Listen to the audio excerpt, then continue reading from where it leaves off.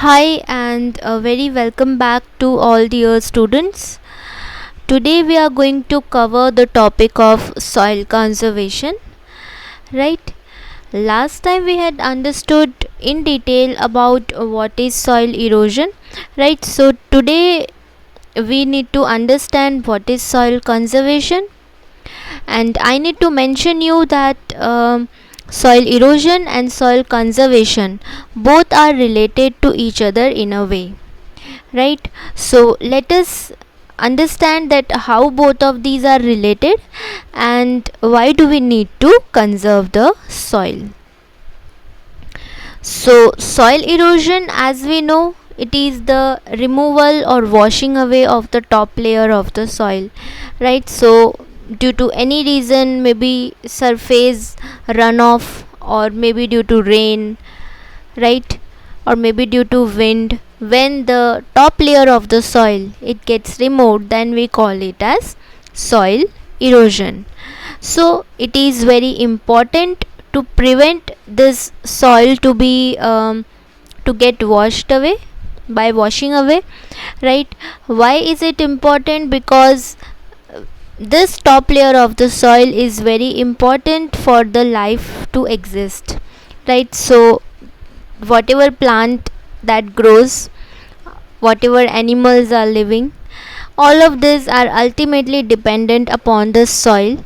If the soil is good, the top layer is good, if the soil is fertile, this will um, this will be available to the growing plant, and the plant will be able to grow in a good manner, nicely, because of this fertile soil, right? Where in a soil in which it will receive all kind of nutrients, right? So that is important for the plants to grow, and because all of the other organisms are ultimately dependent upon the plants, so it is very important for us to prevent this soil erosion, and therefore comes the term of soil conservation, right?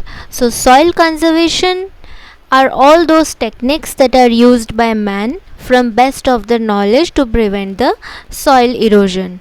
So we know that soil is getting eroded every year, right? And to prevent this soil erosion, we as man are trying to use certain techniques. These techniques could be biological or mechanical. We use these techniques to reduce soil erosion, and we utilize our knowledge to um, use techniques that can prevent soil erosion. So that is why soil conservation is important, because this will maintain the fertility of the soil, and if the fertility of the soil is maintained, this will ensure existence of life, right? As I told, all other organisms are dependent upon plants and trees, and these plants, these small saplings, they require good fertile soil to grow. So as they will receive a good soil, ultimately all other organisms are dependent upon these plants, right? So we need to conserve soil, we need to prevent soil erosion, right? So now we understand the principles of soil conservation. Now, first of all, you need to know that what are principles. We often say that these are the principles, but let us understand in very brief that what is principle, right? Principle is any rule of action which is accepted, right? It is an accepted rule of action, and based upon these rules, or based upon these fundamental basics, right, you can derive something from that, right? So when you know the fundamentals, the rules, the basics, you can then derive certain things from this basics, right? So principles are nothing but just a rule of action, or a fundamental basic that you need to know, and that you need to know, and based on this principles you can then derive something productive, right? So let us understand that what are these principles. So there are total 7 principles of soil conservation. So the very first principle is protection of soil from the impact of raindrops, right? So we know that we had understood it in soil erosion that because of raindrops, when the rain falls very fast, this leads to soil erosion, right? Because when a drop of raindrop, when it falls over the soil, right, there is bombardment of the soil surface by raindrops. It is a kind of bombardment where the area where the raindrops fall, they bombard, and that because of that the soil surface, it gets disrupted and it starts flowing with the water. So splash erosion is a term that is given to such kind of erosion that happens because of raindrops, right? So the first principle is that we need to protect the soil from raindrop erosion, from splash erosion, right? Then the next principle is to prevent water from concentrating and moving down a slope into a narrow path. Now next thing is that we need to prevent water from concentrating. By that we mean that we need to reduce water logging, right? What happens is when there is a heavy rainfall, or when there is things like flood, water will concentrate in a area, leading to water logging. The water will remain there for many days, right? So when this kind of situation happens, it is obvious that the soil is going to degrade, right? Why? Now why is this waterlogging happening? Two main reasons: that the soil has reached at its saturation, right? That means that the soil can now no more accept water because it is already saturated with soil with water, right? So soil has reached at its saturation. And the second important reason is that plants are not available to absorb water. One thing is that either the plants are very less, due to which there is no absorption of water, and the second is that even though plants are present, now the plant has absorbed, the roots have absorbed so much water that now the plant cannot absorb the water anymore, right? So this leads to waterlogging. Now what do we do to stop waterlogging? We need to provide a slope in that area where waterlogging is happening. So whichever area is there, we need to provide a proper slope downward, a path by which the water can move away from that area to other areas, right? So we need to prevent the water concentration, we need to prevent the water logging by making a proper slope, by giving a narrow path for the water to move from that area, right? So this is second principle. Now third principle is to slow down the water movement when it flows along the slope. Now see, all of these principles are related to each other. First was the impact of raindrops, so we need to work on that. Now if we work on the impact of raindrop, but then there could be a problem of water logging, where the soil is not able to absorb water anymore. So we need to work out on this.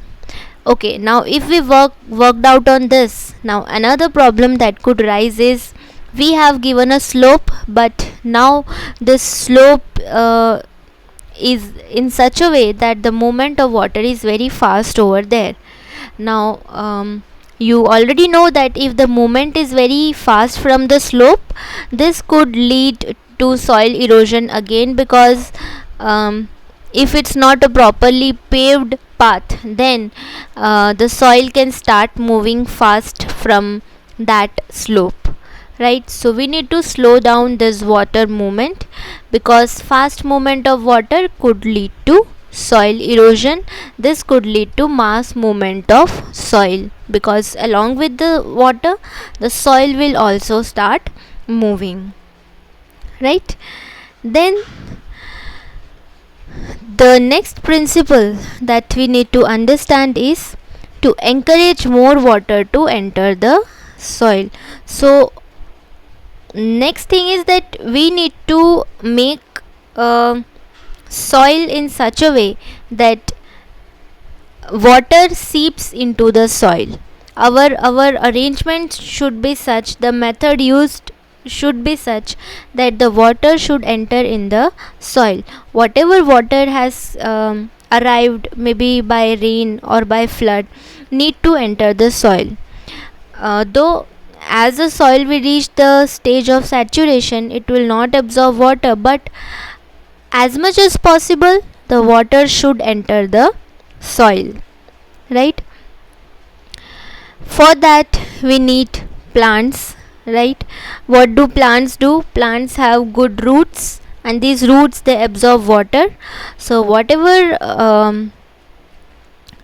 whatever plant roots are there, they will absorb the water from the soil. They will take the water in, and in that way the water will reach in the soil, enter the soil, right? So imagine if there is no plant, then these water is not going to seep down into the soil, and this will lead to soil erosion. The water will also be wasted, and this will lead to soil erosion.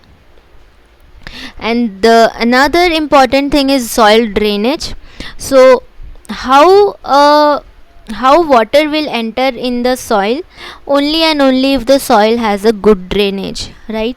Drainage is the ability of the soil to allow the water to pass through it, right? So when there will be a good soil drainage, so that will encourage more water to enter the soil.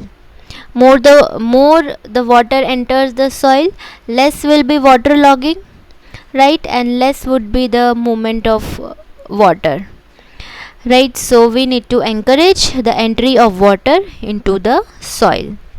The next principle is to increase the size of soil particle, right? Now by increasing the size of soil particle, we do not mean that we need to artificially increase the soil size, but by that we mean that we need a proper proportion of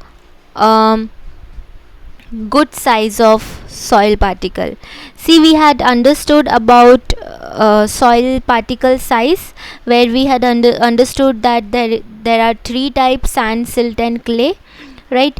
Clay has the smallest size, and because of that it has less porosity, right? So if it has less porosity, that means that it will not allow the water to seep into it, right? So for example, if there is more clay present in any soil, then obviously there would be less drainage, right? We do not require soil such that where there is very less drainage. We require a soil that has a proper proportion of all the three kinds of soil particle, that is sand, silt and clay. So by that I mean that we need a proper soil texture. So if there would be a proper soil texture, that is a combination of all of these three would be proper, then this will lead to a proper soil drainage. Because if there would be more sand, then what will happen, that all of the soil will get drained down. That also we do not want. So what we want is that the soil should retain moisture, and the soil should be able to take the water in. So for that we require a proper proportion of sand, silt and clay, right? We do not require only clay, we do not require only sand, right? So we need to identify the proper size, or we need to increase the size of the soil particle in such a way that a combination of all of this sand, silt and clay makes a proper soil which allows for the drainage of the soil. Then the next principle is reduction in wind velocity near the ground, right? So when wind blows, it is obvious that the wind along with it will take away all the soil particles with it, right? So what we need to do, we need to reduce the wind velocity near the ground. Why near the ground? Because near the ground there is soil, and this soil, when it will come in contact with wind velocity, this will get washed away, right? So we need to reduce this wind velocity, and this can actually be done by growing vegetation. So if you grow more plants, if you grow more trees, the wind velocity will be hindered by this vegetation, and because of this the erosion will reduce. So more the velocity, more would be the soil erosion. So we need to keep some barrier by which this wind velocity can be reduced near the ground, and vegetation can act as a barrier to it. Then the next principle that we need to understand is to grow the stubble and other vegetation cover, right? So for that you need to know that what is a stubble. Stubble is the after harvest remains, right? When you harvest any plant, for example wheat, right? So we only the only part of wheat that is taken as food is the above plant part, that is the florets, right? So we take that because it consists of wheat grain, right? So but the rest vegetative part, it remains as it is. Now often this is burnt, but we need not burn it, right? What we need to do is we need to actually conserve this stubble, and this can help in soil conservation. We will understand how stubble can help in soil conservation, but for now you can remember these 7 principles. So based on these principles, as I told, that principle is an accepted rule of action. It is the fundamental basics that you need to know, and based on these principles, now we are deriving certain methods. These are the methods of soil conservation. So keeping in mind these principles, these methods are derived, right? So let us understand about the methods of soil conservation. So mainly there are 3 methods of soil conservation. These are biological methods, mechanical methods and other methods, right? So biological methods, as the name itself suggests, it is the use of plants or vegetative cover to reduce the soil erosion. So we utilize biological part, right? We utilize plants, vegetation for reducing soil erosion. So that is called biological method. Now these biological methods are of 3 types: agronomic practices, dry farming and agroecological methods. We are going to understand this in detail. Then let us know that what are mechanical methods. Now mechanical methods are used as supplements to biological methods. So obviously we are going to utilize biological method, but along with that mechanical methods are actually the use of engineering techniques to supplement this biological method, because biological method alone will not be enough. So we require to use mechanical methods also. So this supplement the biological method, or in other way we can say that this supports the biological method, right? So these are mainly basin listing and contour terracing, right? And the third method is other methods. Now other methods are purely mechanical methods, right? And these in here construction is carried out, so these has been kept in separate method.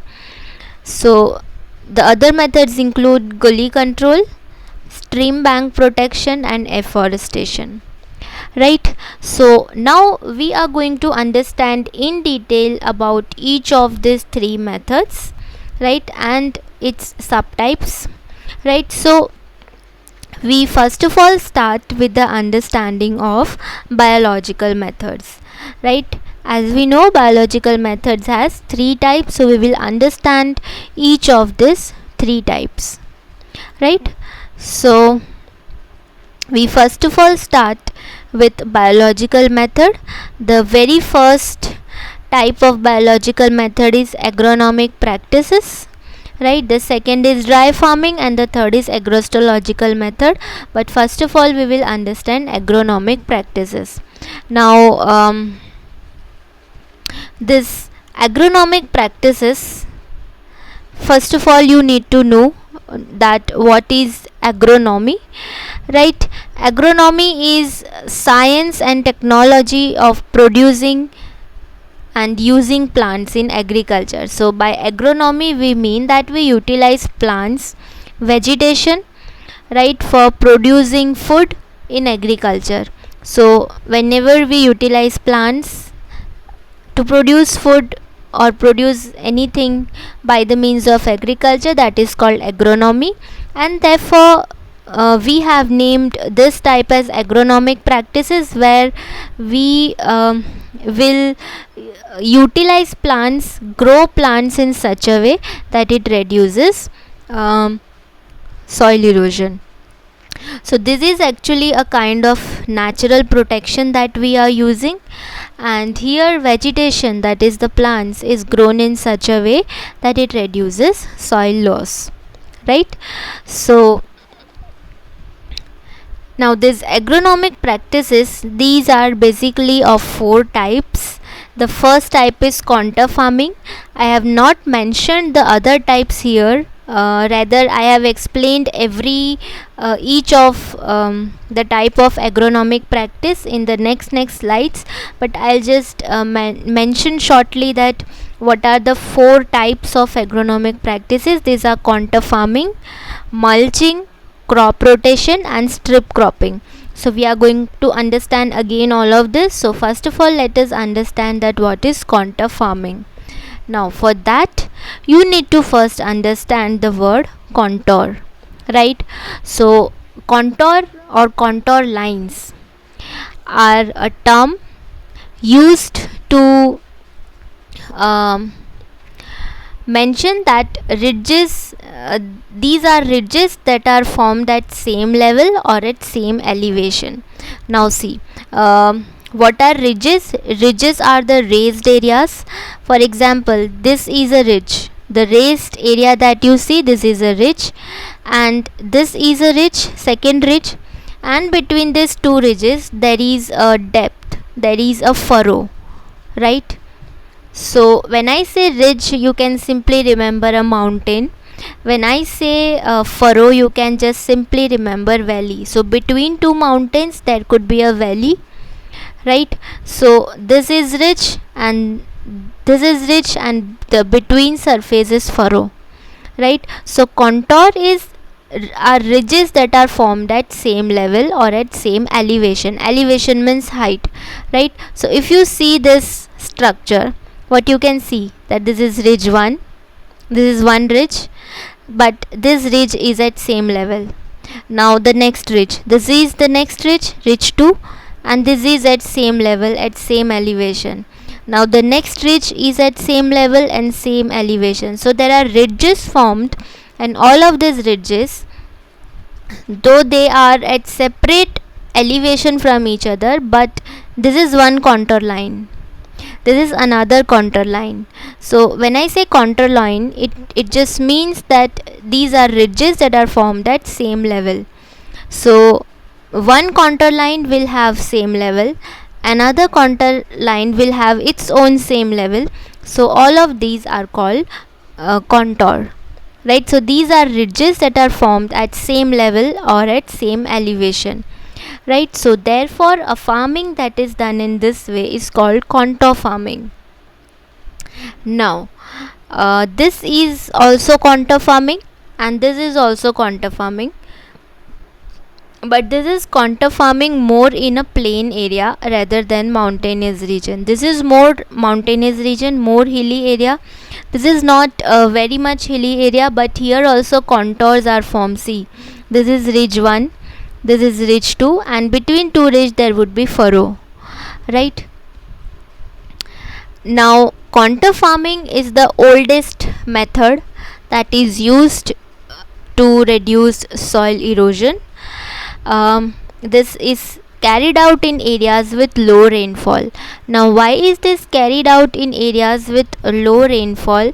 Is because in such areas we do not have much water.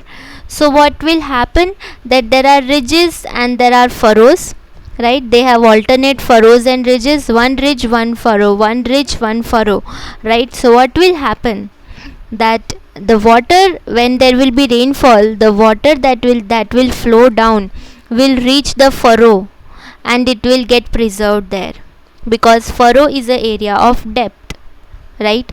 So the water will get collected there and it will not flow down actually, unless and until there is very heavy rainfall and now the water is not able to seep inside, but these furrows will preserve water, right? So the work of furrows is to store water.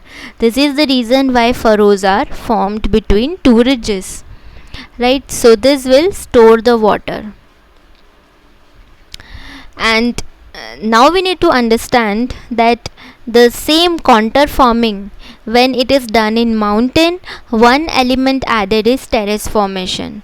So this is also contour farming and this is also contour farming, but this is done in mountains, in hilly areas. So here we have formed a terrace, right? Steps like creation, but here there are no steps like creation actually. This is in plains. So contour farming, when such kind of farming carried out in plains, it would be called as contour farming, and when this is carried out in mountains, then it would be called as terrace farming, right? So now we can say that terrace farming, or the farming that is done in mountains keeping in view the contours, is a kind of contour farming. So terrace farming is a kind of contour farming, right? So only thing that this is done in mountains and this is done in plains, right? So this is about agronomic practices, where we understood about how contour farming is done.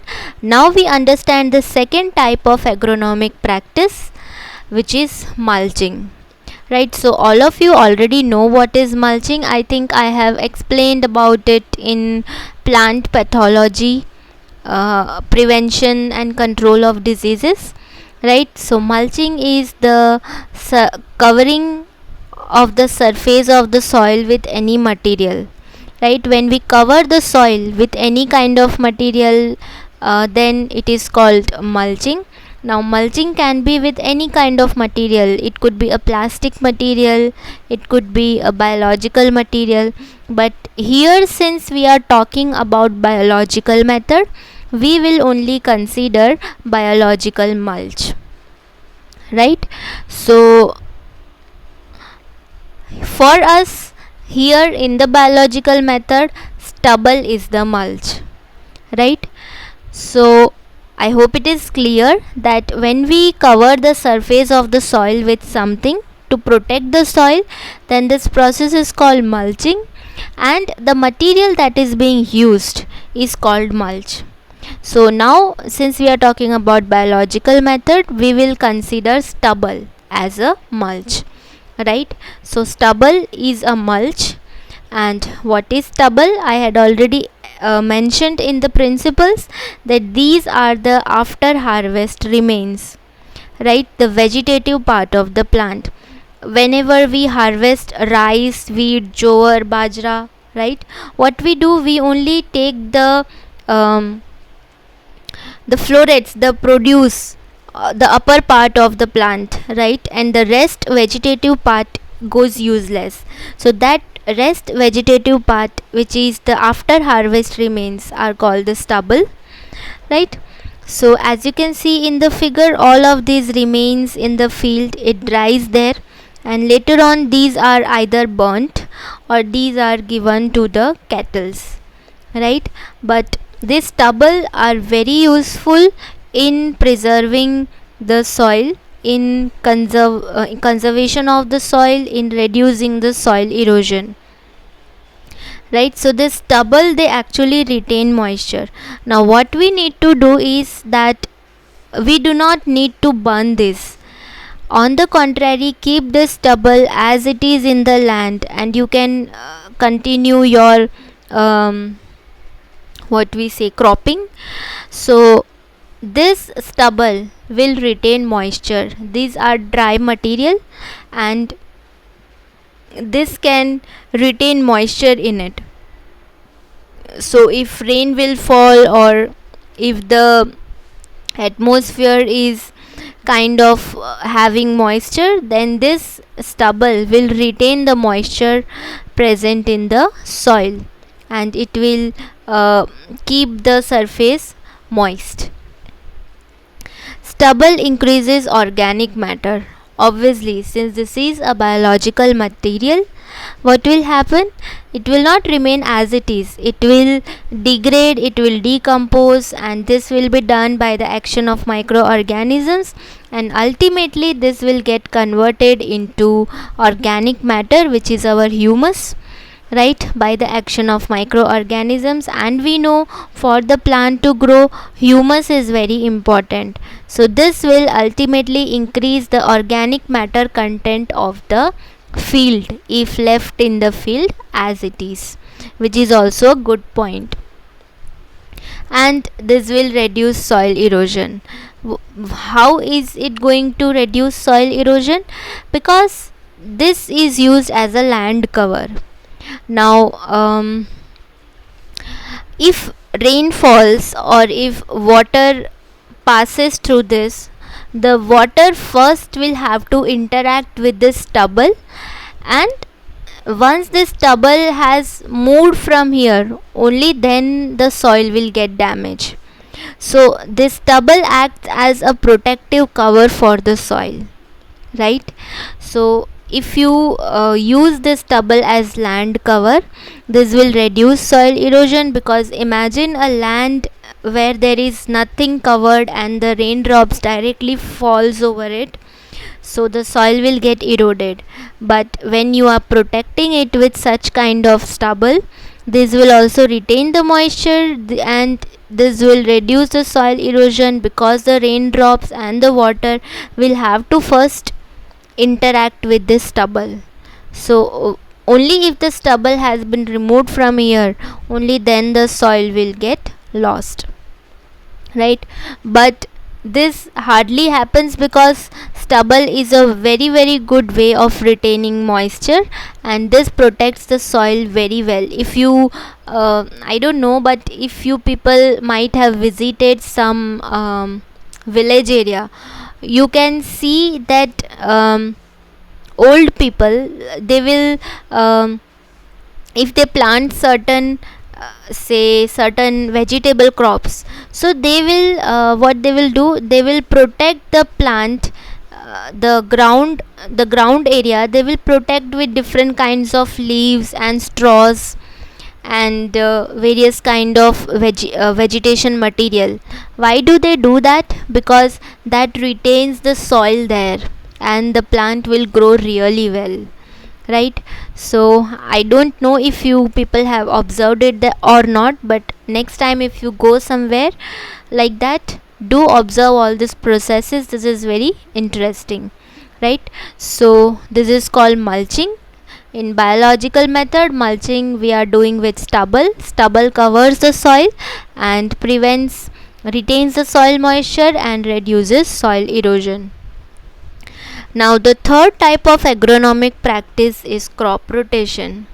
Again, crop rotation I have already explained in plant pathology, where we discussed about how crop rotation can help in um, reducing diseases, right? But still, since this is a part of this topic, I'll explain in very brief what is crop rotation. So we know that monoculturing is not good. Monoculturing means growing a single crop again and again every year and every season. So this is not good because this is going to deplete the soil. Because for example, if I grow a crop of a leafy vegetable crop again and again, what will happen if I grow a cabbage again and again? The pest will understand that यहाँ पे तो cabbage ही उगने वाला है, right? So what will happen, that the pest will get habitualized to this area and they will not move from the soil, right? So if you grow the same crop, the pest will remain there it is. Second thing, the nutrients will get depleted. Cabbage requires more nitrogen. So if you keep on growing any leafy plant again and again, it will utilize all the nitrogen from the soil, and meanwhile the soil will get totally depleted, right? So it is very important that we carry out crop rotation. I had also explained that crop rotation basic scheme is like this, that in one season we can plant legumes. Legumes, as we know, are nitrogen fixing plants.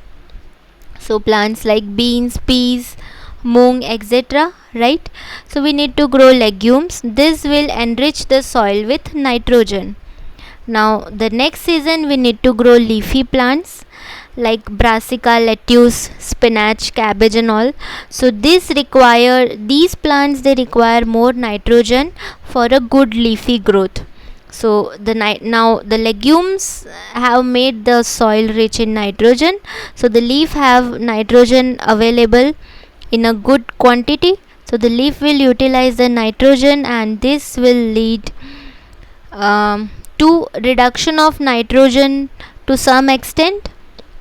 Now after leaf, fruits can be grown. Fruits require more phosphorus. The growth of leaf has produced more phosphorus in the soil. Now the soil is enriched with phosphorus, though it has some amount of nitrogen also, but the fruits do not require much nitrogen, and they will utilize phosphorus. Is very important for good growth of fruits, right? Now after the fruits we can grow root plants like onion, garlic and all, right? So what will happen, that these fruit plants, they will enrich the soil with potassium. So now the root plants, they require good amount of potassium to grow, and like this the root plant will grow healthy. Now by the time the root plant has been harvested, the nitrogen is completely depleted from the soil. So now we can again plant legume, because these legumes will fix the nitrogen back to the soil, and like this the crop rotation can be continued, right? In this way we can also reduce the pest, because the pest will not understand that the next crop that is going to come is which type of crop, right? So this is about crop rotation. The another type of crop rotation that we can mention is a rotation between cropping and fallow or heat, right? So for this you need to understand what is fallow. Fallow is the land that is plowed and tilled but left unseeded during a growing season. So fallow is like preparation of land. We plow the land and we are tilling the land, but we are not putting the seeds to grow. So we are keeping the land as it is during a growing season. And why are we doing this is that this will help in rebalancing the soil nutrients. The soil will get time to rebalance their soil nutrients because there is no plant growing on the land. This will re-establish the soil biota. So whatever microorganisms are there, they will also establish back again, and this will break the crop pest and disease cycle. This will also break the disease cycle, because the whatever pest is there, it is not getting any plant to grow, any host to grow, and this will break the disease cycle. So we can do a rotation between fallow or heat and crop, that is, and cropping. So one season we can do cropping, one season we can plant certain crops, and the next season we can keep the field as it is, that is, we can allow the soil to fallow, and we can expose it to heat. By exposing to heat, what will happen, that the microorganisms or pests that are not required, they will get killed. So this rotation can also be carried out for a good prevention of soil erosion, right? So this is also a kind of crop rotation that is important, right? And the last type of agronomic practice is strip cropping. So strip cropping are mainly of three types: contour strip cropping, field strip cropping, and wind strip cropping, right? So you need to understand that what is strip cropping. Strip cropping involves cultivating a field partitioned into long narrow strips, which are alternated in a crop rotation system. We will understand this later on. First of all, let us understand all the three types of strip cropping, and by the time I'll be explaining this, you will already understand this definition, right?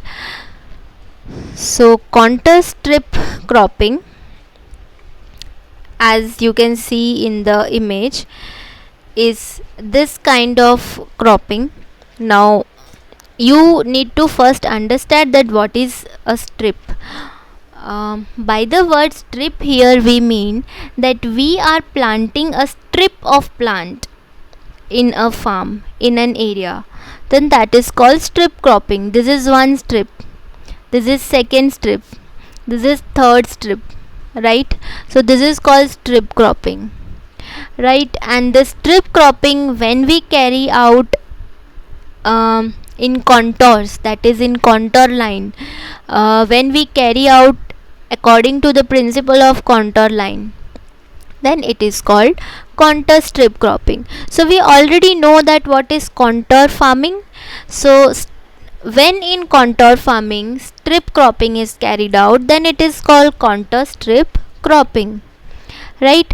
So actually we need to understand that contour farming will always comprise of strip cropping. So this is strip cropping, and this is also contour cropping, and since this is on a terrace, since this is on a mountain, so this is also terrace cropping, right?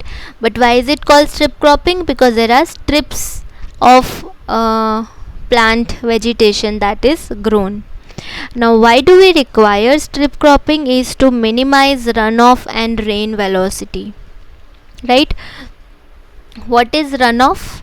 Runoff is the surface water. When rain falls, the surface water that flows is called runoff water. So to reduce this velocity of rain runoff water, we use this strip cropping, because strips, they act as barriers for the plant, for the water to move, and also since there are furrows present, the water will get seeped in the furrows rather than moving down. So this helps in minimizing the runoff. So as I told, strips of crop, when applied in contour farming, it would be termed as contour strip farming, right?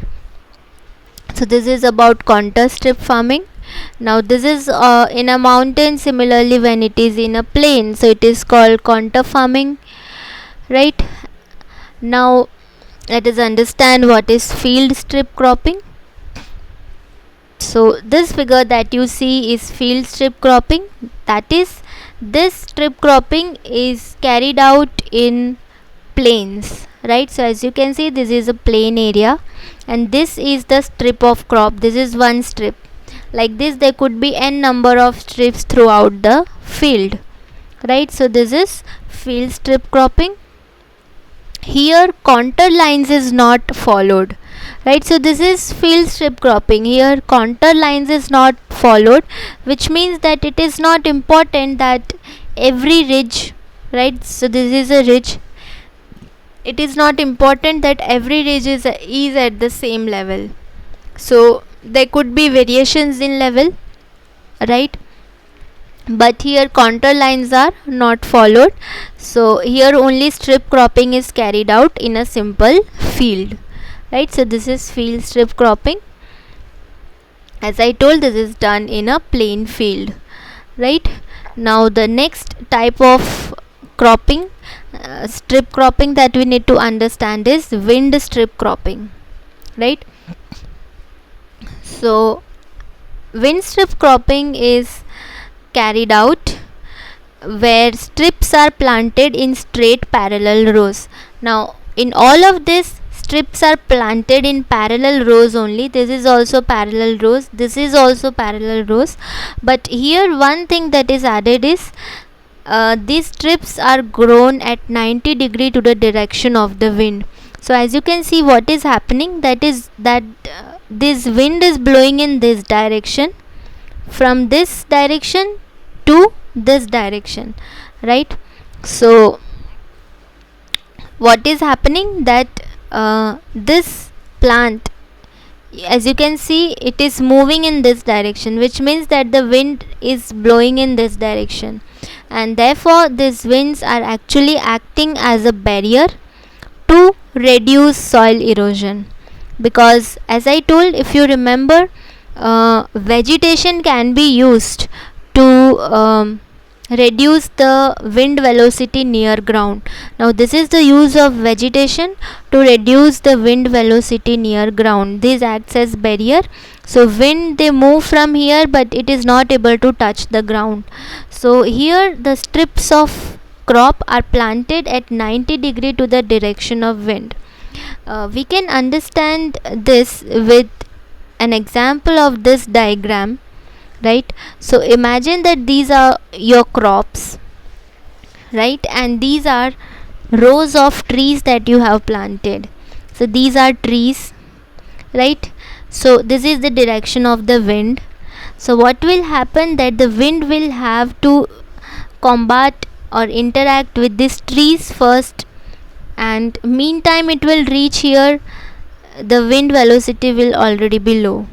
So these are at 90 degree to the direction of wind. This is the direction of the wind, and this is the direction of row planting of these trees. Same has been done in the previous picture that I had shown, where the crop was planted in 90 degree to the direction of wind. So this is the direction of the wind.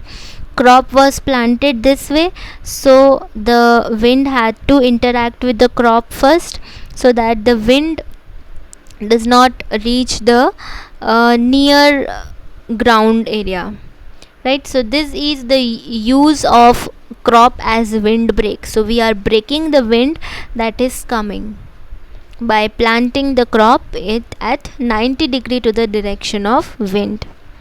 This also helps in checking the flow of water. As I told, if the water will flow, this will reduce the runoff by storing the water in the furrows, right? So strip cropping is another kind of agronomic practice.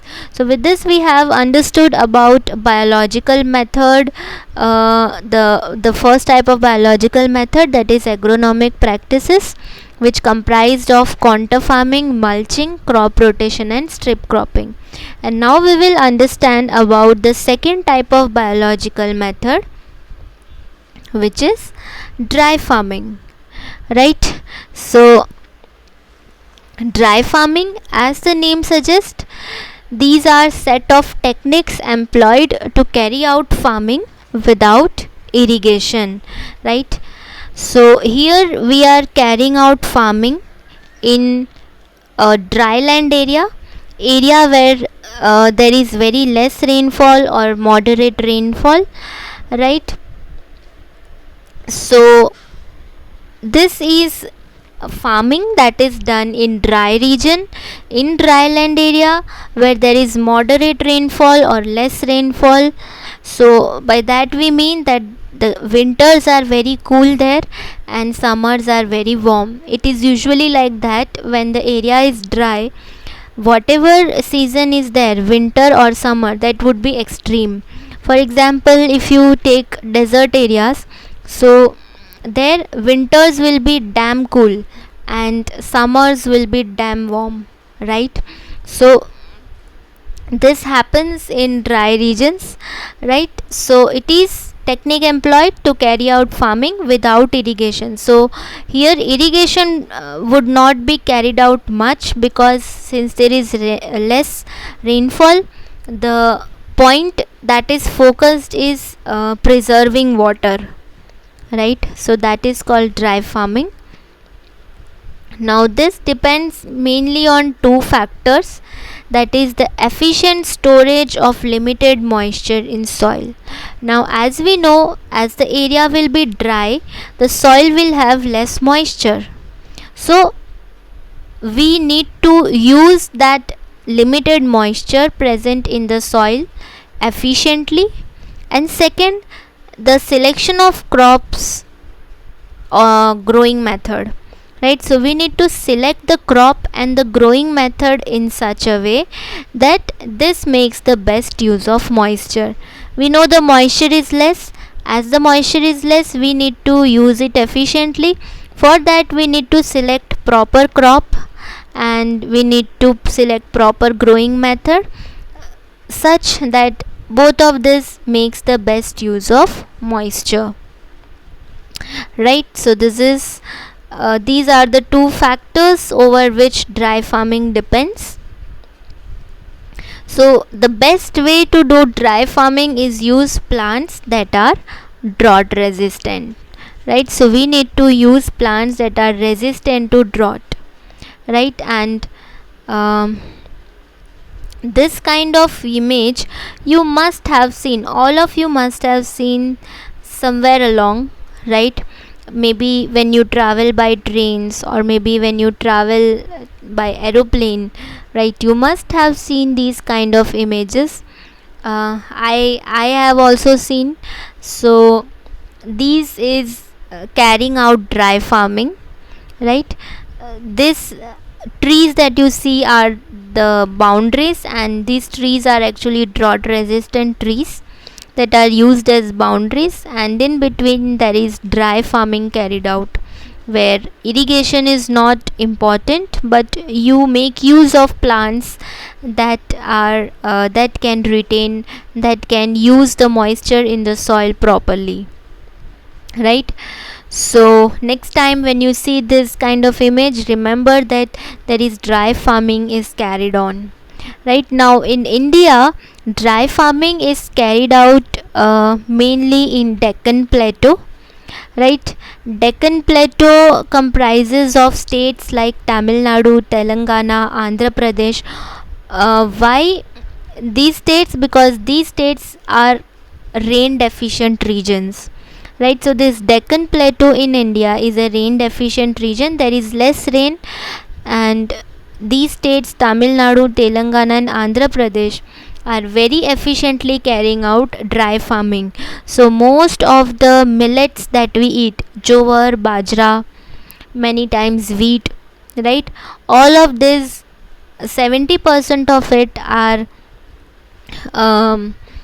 produced by dry farming in India, right? So dry farming is a very efficient technique because it has advantages of water preservation. We are preserving water.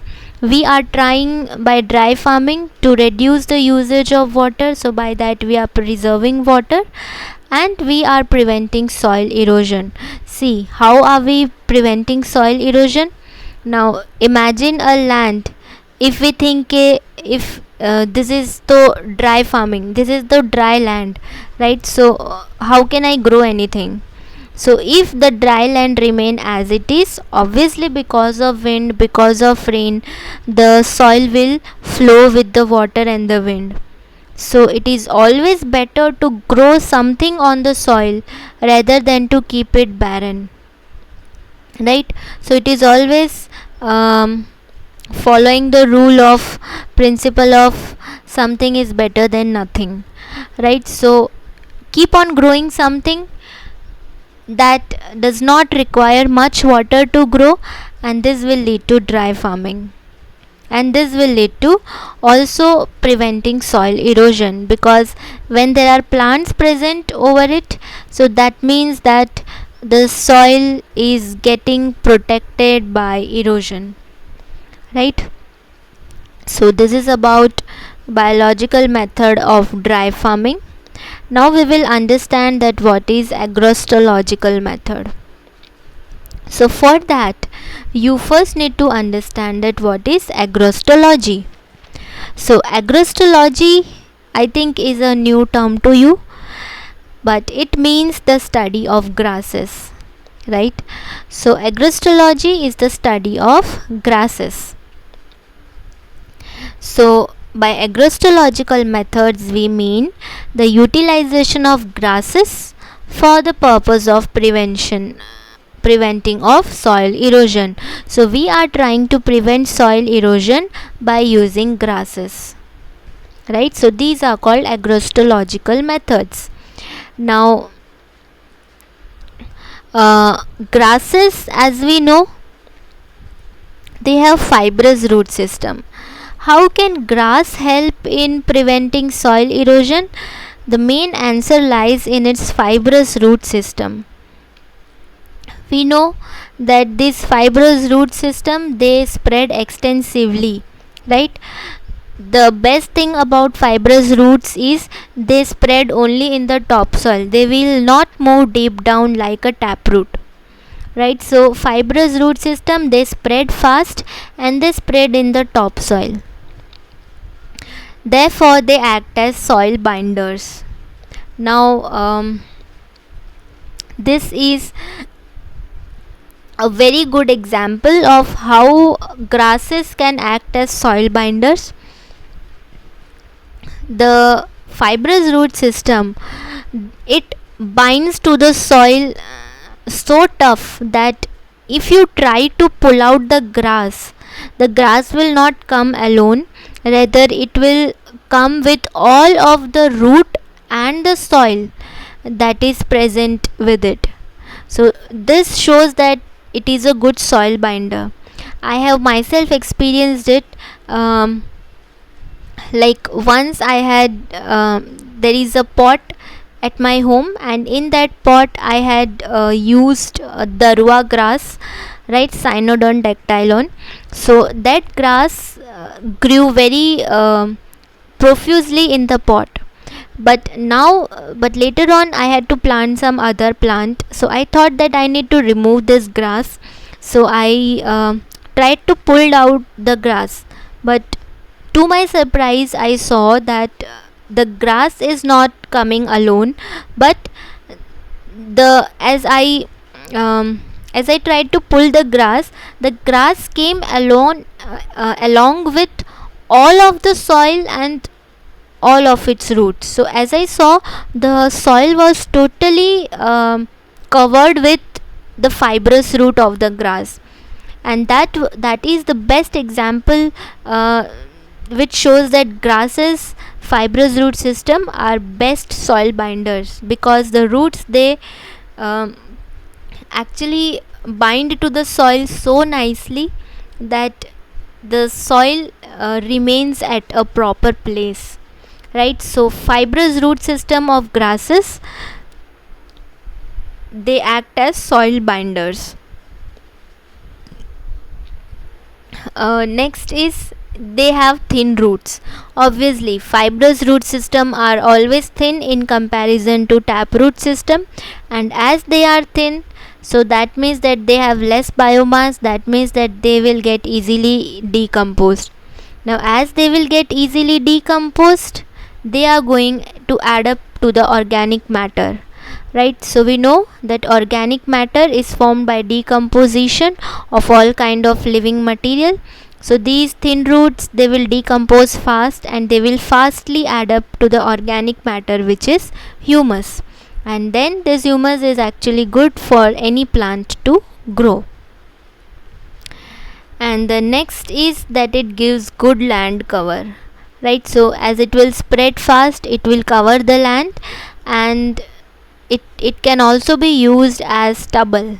It can be used as a good cover for the land, right? So these are the advantages of fibrous root system. And grasses are always easy to grow. We know if we don't plant anything, then grass will start growing, right? And they grow vigorously. So this is the fibrous root of grasses, right? They have fibrous root, and in this fibrous root the soil gets entangled. They hold the soil so tight that the soil, the grass itself will not come out, but the whole of the soil will come with the root of the grass. So they grow vigorously. And there are some advantages of grass blades also, right? What are grass blades? Blades are the leaf of the grasses, right?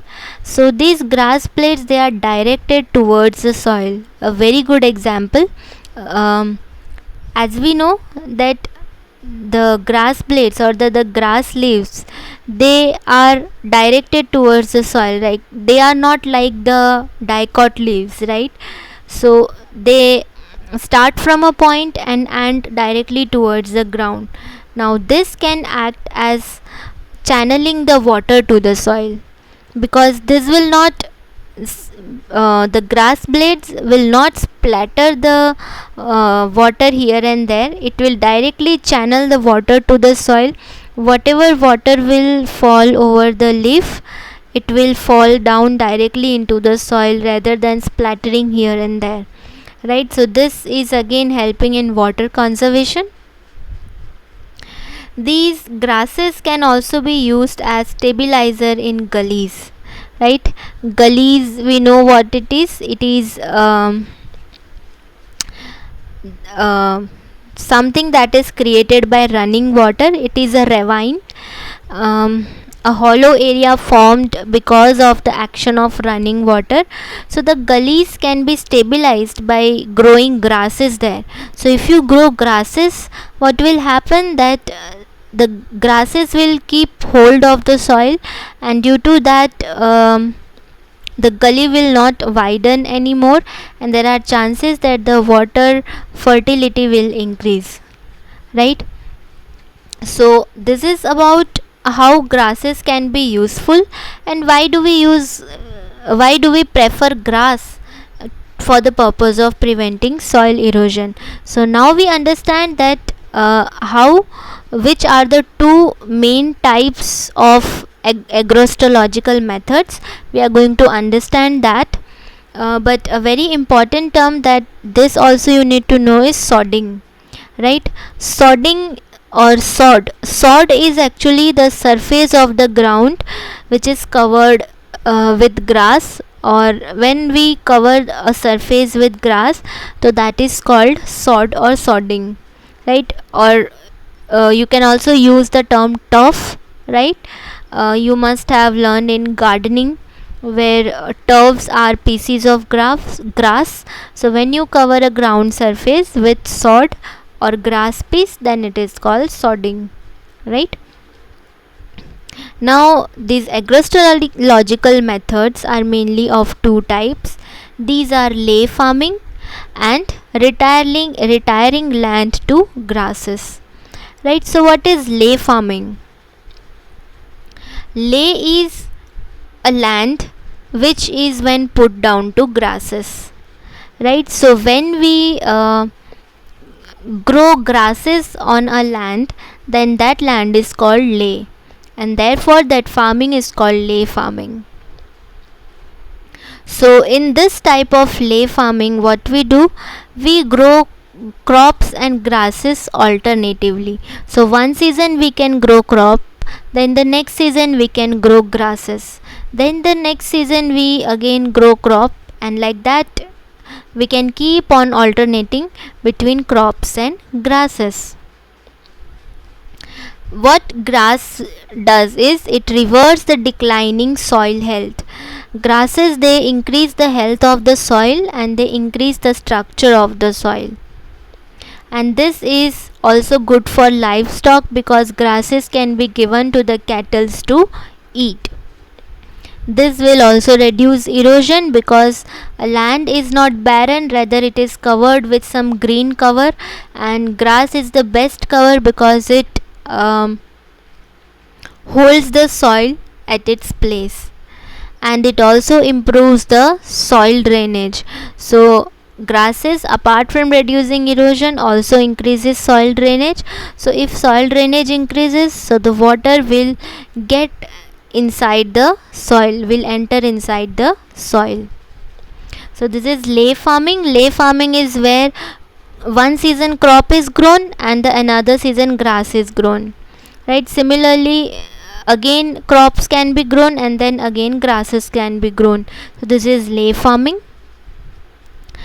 And this also improves infiltration rate, right? So for those who do not know what is infiltration, it is the ability of soil to allow water to move into and through the soil profile, right? So it is the ability of soil to actually store water. It by this infiltration, I mean that the soil is able to take water in and also store the water temporarily, making it available to plants. So grasses also improve the infiltration rate. Now the second type of agroecological method is retiring land to grasses. Now this type of agroecological method is carried out where the land is already eroded. So we can carry out this method in areas where the soil is already eroded due to any reason.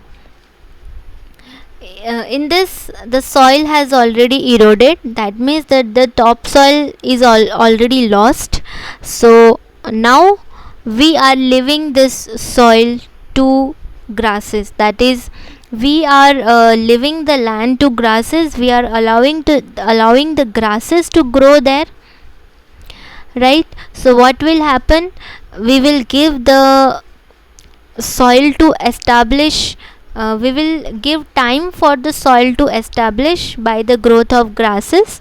The grasses will slowly start growing over the soil and ultimately they will increase the what we say fertility of the soil, and these can be also used for grazing by the animals, right?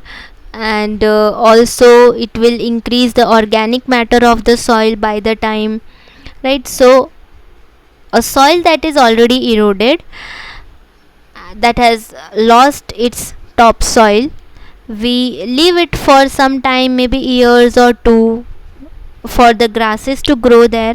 So as the grasses they will grow, they can be they will enrich the soil in all possible ways, and they will increase its infiltration rate, and slowly the land that is eroded will again become fertile.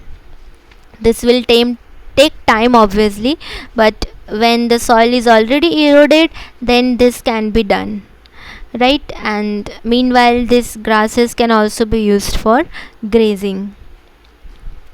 So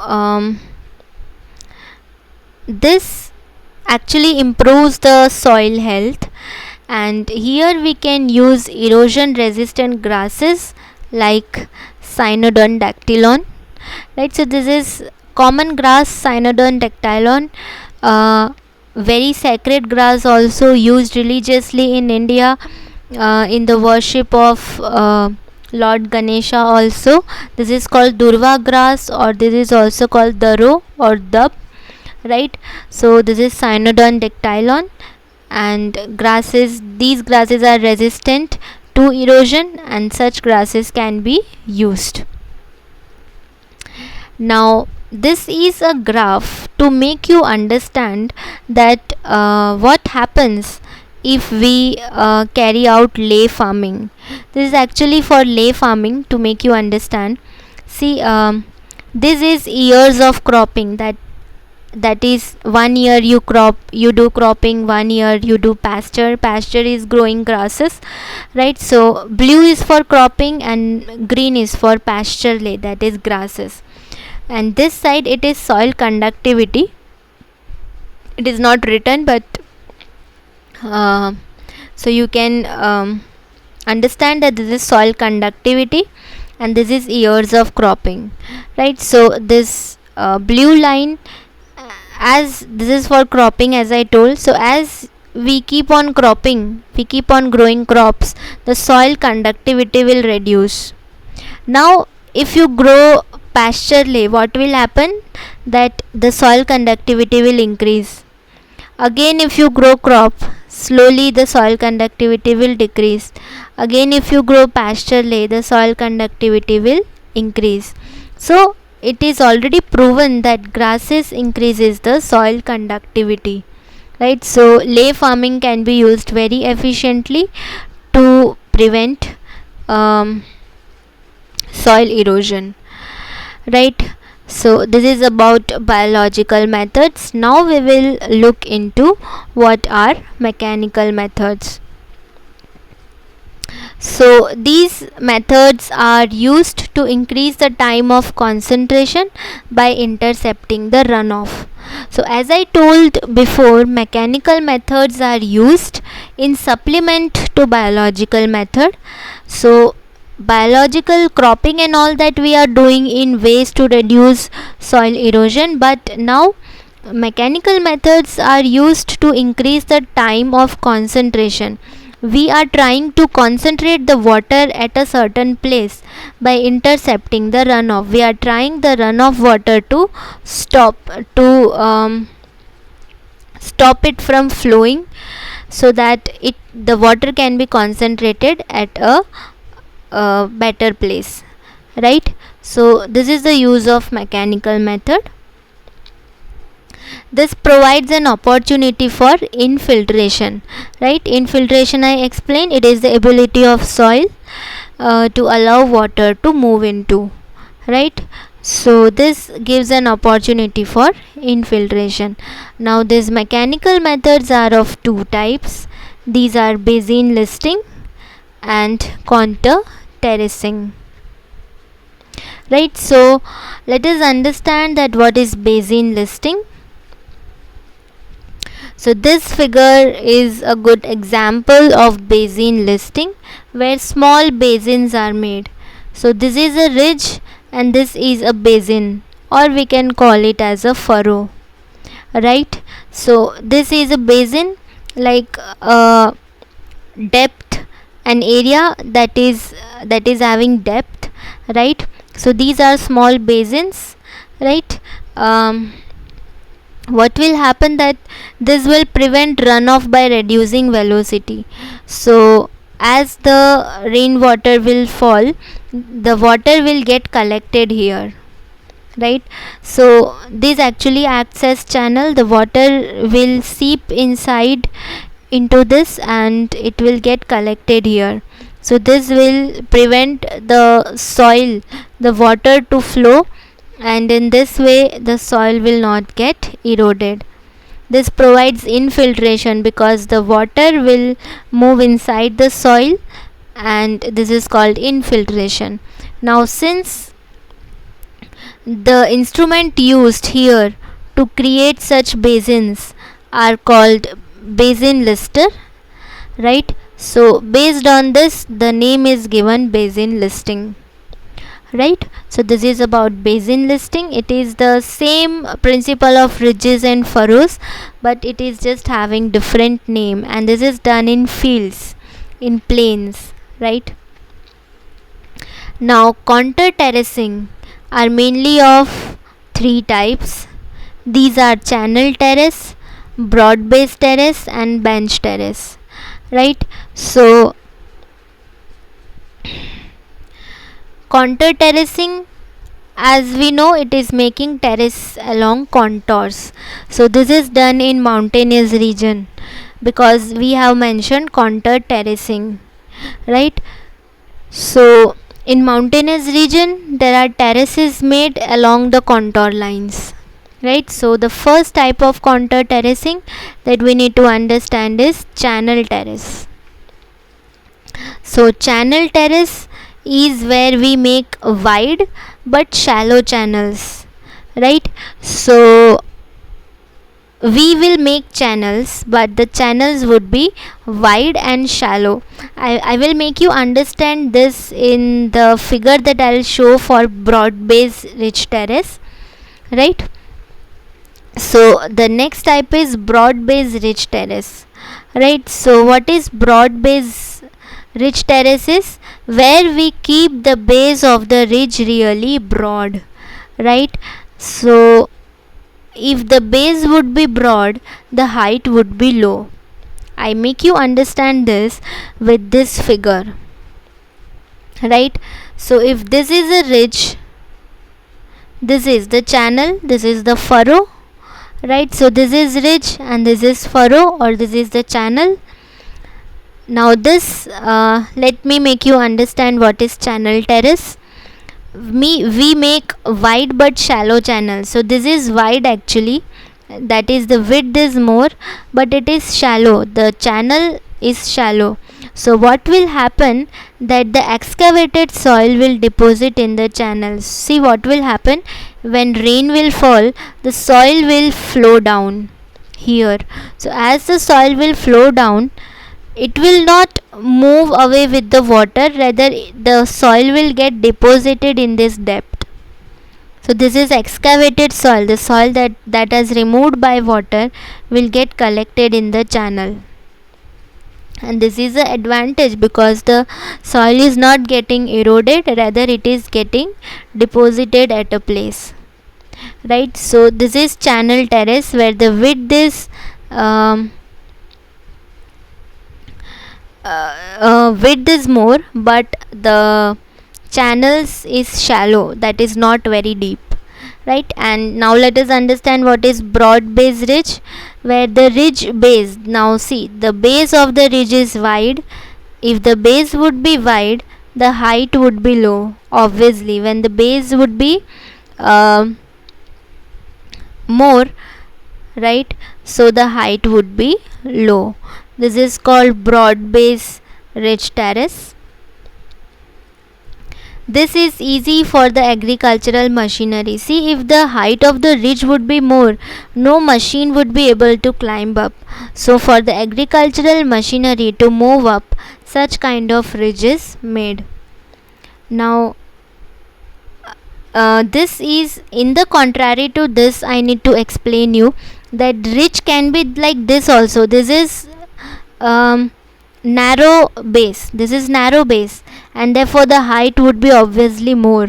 So the machine will not be able to climb up easily in mountainous areas. So we need to make a ridge. So this is actually not acceptable when we need to use the machinery, and therefore we try here to make the base of the ridge broad, due to which the height would be low, and so any machinery, for example tractor and all, can climb up the ridge. This is called broad base ridge terrace. And the next is bench terrace, right? So this is an example of bench terrace that you all must have seen when you might have visited maybe Darjeeling or areas where tea gardens and coffee gardens are there, right? So mainly tea gardens, the farming is done in bench terracing. There are platform like construction, so this is the platform, right? And most of the tea, coffees and all, these are planted in bench terracing. So see, this is the bench where tea can be grown, and there is this area also, right? This area can also be grown with certain kind of plants. This will also help in erosion. Similarly, this area can be grown with grasses. Grasses, as I told, are very good soil binders. So if you grow grasses here, so then this will bind the soil here, and the even if the water will flow, the soil will not move because the grass will hold the soil. But when you are doing cropping, it is very important that you keep the grasses in control, because if you don't keep the grasses in control, they will become weeds. So this is also important, but grasses can be used here as a way of reducing soil erosion, but controlling it is also very important. So this is bench terracing. These are usually made in slopey areas, right? So this is about mechanical methods. Now we will understand that what are the other methods.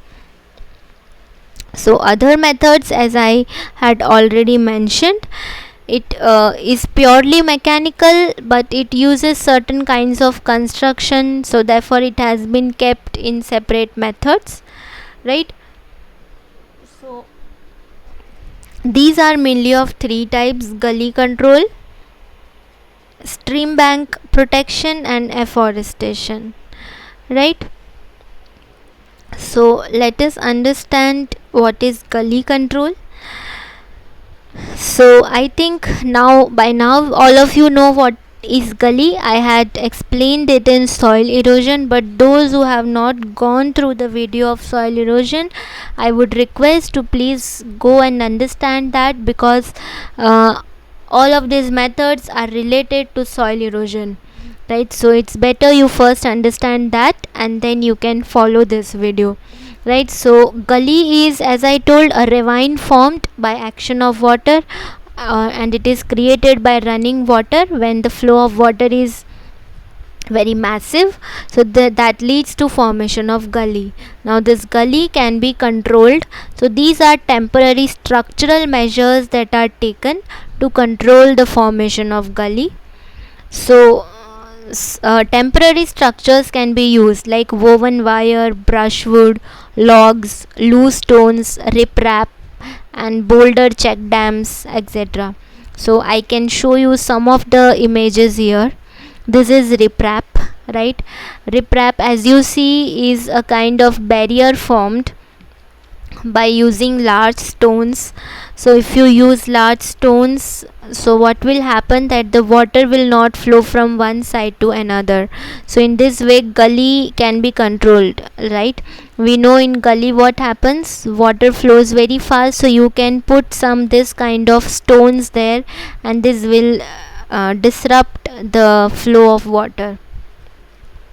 Next is loose stone. So this kind of loose stone can also be used to reduce gully control. Then the next is gabions, right? So gabions is using stones but in a caged condition, right? So gabions can be is a very recent and a very good example of gully control. So when you use like a caged stones are caged in a cage, and these can be kept in between gully, so the water will stop flowing there because of the barrier of gabions.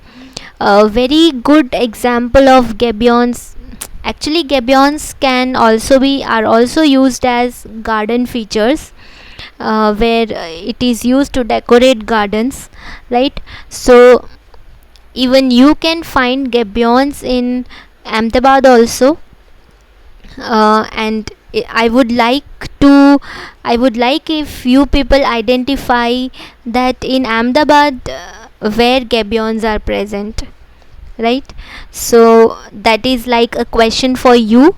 If you don't know, then you can ask me, obviously, but I would like that you use your mind and identify that what are gabions in Ahmedabad, and it is used Actually in Ahmedabad it is not used for gully control, but it is a kind of garden feature that is used.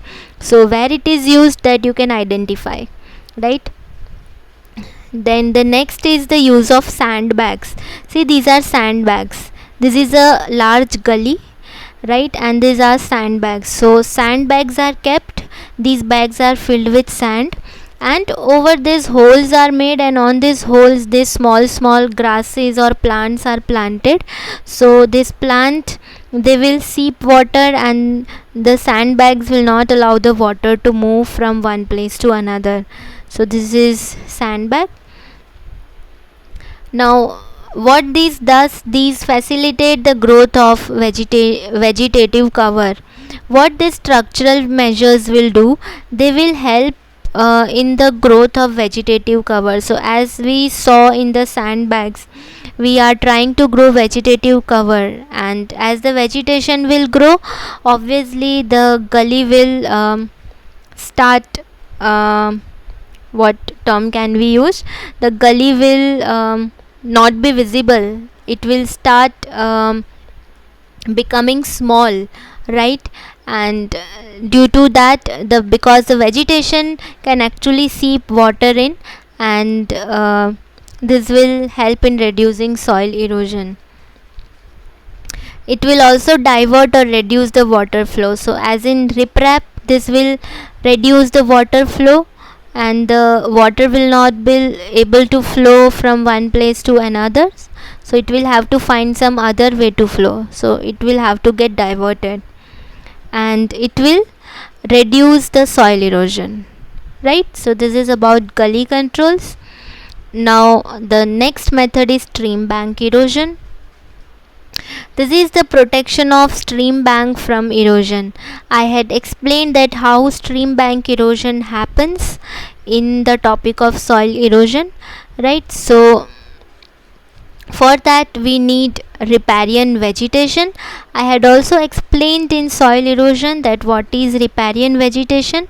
The vegetation that grows at the interface of stream water and land is called riparian vegetation. So these riparian vegetation are very important to control soil erosion, because if there is no vegetation, no riparian vegetation, right, so what will happen, that the soil will get eroded because there is nothing that protects the soil, and this riparian vegetation protects the soil very nicely, right? So we need riparian vegetation. This zone is called riparian zone, where soil and where the soil and stream water, they have an interface, right? So for the protection of stream bank from erosion, we need riparian vegetation. We need seawall, right? So another example is seawall. I had explained. So whatever runoff water will flow, it will not be able to move into the sea, and by this the water will not, the soil will not go into the sea. Next is stone pitching. So this is stone pitching, right? So this kind of structure you must have seen maybe in places like Kanyakumari, or maybe in places where there are lighthouses present near the ocean or sea, right? So these kind of stone pitching can be used to reduce the stream bank erosion, right? And now the last, third type is afforestation. So afforestation is planting in areas where there was never forest. So that means it is the plantation that we carry out in barren area, right? So in areas where there was never any plant present, there was never forest, so we try to plant there more plants, more trees. So this will lead to the formation of a forest on a barren land, right? So this will increase the forest cover. Now I don't think I need to mention that why forest cover is important, because ultimately the soil will be saved by forest trees, right? So afforestation is very important. Now this afforestation is undertaken in many deserts also, where these trees acts as windbreaks. I had already explained that how trees can act as windbreak, right? It can save your crops by breaking the wind. So you can plant the trees at 90 degree to the direction of the wind, so these trees can act as windbreak, right? So afforestation, as I told, is planting trees in barren land where there was never any tree or forest present. Now there is another term that is often used with afforestation, is reforestation, right? So this is reforestation is what, when in an area there was already forest present but the forest got destroyed due to some reasons, maybe say by burning, so then we again start planting trees there. So then that is called reforestation, because there was forest present but it got destroyed due to some reason, so now we are again trying to make it forest, so that is called reforestation. So and afforestation is where there was never any barren land present, where there was never any plant present, any forest present, so we try to grow more trees there, and this helps in increasing the forest cover, right? So here many kind of trees like ziziphus or Thevetia, right, the yellow currant plant, all of these are very good at growing in barren land also, so we can start growing such kind of trees, and they can act as they can act as windbreaks also, right? So this is about the other methods. Now this is one last thing that I need to make you understand, right? So this is what I want you to understand is that, see, why do we say that we need to plant more trees? If you plant one tree, that would be a great investment, that would be the best investment, because see the growth, it would be an exponential growth if you plant trees.